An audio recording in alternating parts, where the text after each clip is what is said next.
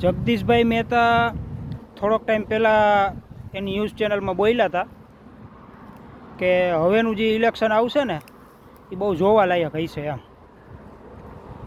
અને હકીકતમાં એની વાત સાચી જ છે કે હવે જે 2000ની હિતાવીની ચૂંટણી આવશે ને એ જોવાલાયક જ હશે, એમાં કાંઈ ઘટશે નહીં. તમે જોજો, કેમ કે એનું કારણ છે કે હવે જે આ ભણેલા ગણેલા અને યુવાનો અને જે રાજકારણમાં રસ લેવા માંડ્યા છે ને, એટલે હવેના ઇલેક્શન બધાય પાવરફુલ જ બનશે.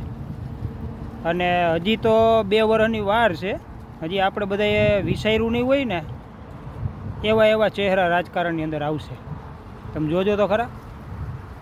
અને આવવા જ જોઈએ, તો જ આ બધું છે ને હવે સુધરે એમ છે. કેમ કે હવે આ એટલું નિમિટ બાયણે વયું ગયું છે ને કે એની હદ જ નથી. તમે સમજો ને, કરપ્શન કરપ્શન કરપ્શન, બીજી કોઈ વાત જ નહીં અત્યારે.